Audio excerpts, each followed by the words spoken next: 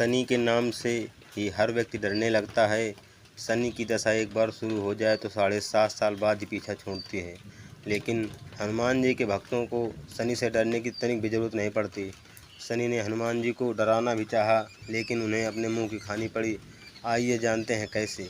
महान पराक्रमी हनुमान जी अमर हैं। पवन पुत्र हनुमान रघुकुल के कुमारों के कहने से प्रतिदिन अपनी आत्मकथा का कोई भाग सुनाया करते थे। उन्होंने कहा, मैं एक बार संध्या के समय अपने आराध्य श्री राम का स्मरण करने लगा तो उसी समय ग्रहों में पाप ग्रह मंद गति सूर्य पुत्र शनिदेव पधारे।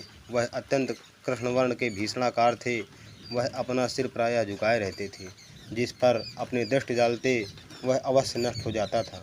शनिदेव हनुमान के बाहुबल और पराक्रम को नहीं जानते थे। हनुमान ने उन्हें लंका में रावण के बंधन से मुक्त किया था। वह हनुमान जी से विनयपूर्वक किंतु बड़े कर्कश स्वर में बोले, हनुमान जी, मैं आपको सावधान करने आया हूँ। त्रेता युग की बात दूसरी थी, अब कलयुग प्रारंभ हो गया है। भगवान वासुदेव ने जिस क्षण अपनी अवतार लीला का समापन किया, उसी क्षण से पृथ्वी पर कली का प्रभाव प्रभुत्व हो गया है। यह कलयुग है। इस युग में आपका शरीर दुर्बल और मेरा बहुत बलिष्ठ हो गया है। अब आप मेरी 7.5 की दशा प्रभावी हो गई है। मैं आपके शरीर पर प्रवेश करने आ रहा हूँ।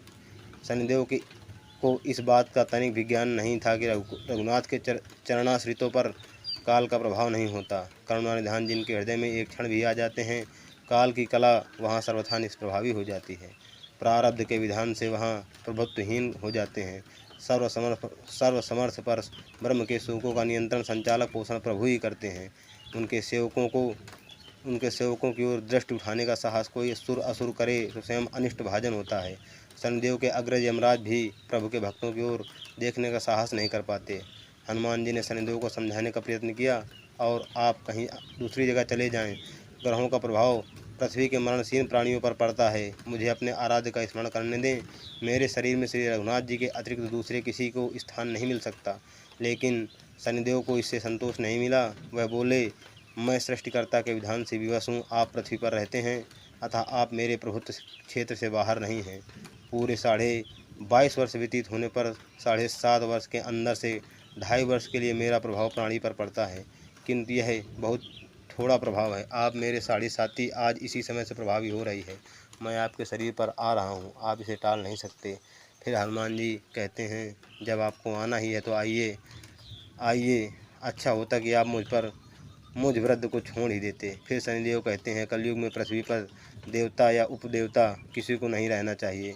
सबको अपना आवास सूक्ष्म लोगों में रखना चाहिए। जो पृथ्वी पर रहेगा वह कलयुग के प्रभाव में रहेगा और उसे मेरी पीड़ा भोगनी पड़ेगी। ग्रहों में मुझे अपने अग्रज यम का कार्य मिला है। मैं मुख्य मारक ग्रह हूँ और मृत्यु सबके निकट वृद्ध होते हैं, अतः मैं वृद्धों को कैसे छोड़ सकता हूँ। हनुमान जी पूछते हैं, आप मेरे शरीर पर कहाँ बैठने आ रहे हैं। शनिदेव गर्व से कहते हैं, प्राणी के सिर पर। मैं 2.5 वर्ष प्राणी के सिर पर रहकर उसकी बुद्धि विचलित बनाए रखता हूँ।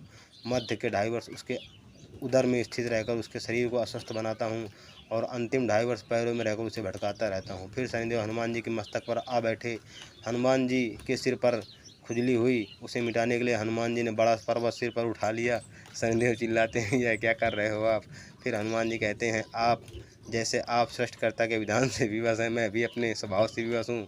मेरे मस्तक पर खुजली हो रही है और मिटाने का यही उपचार है।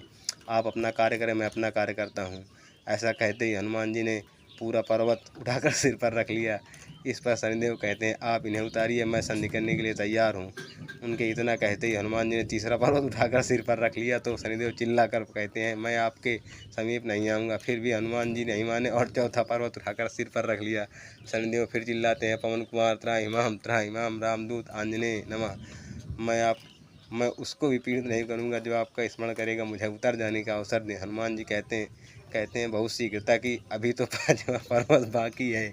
और इतना ही शनि मेरे पैरों में गिर गए और कहा, सदैव आपके दिए वचनों को स्मरण रखूँगा।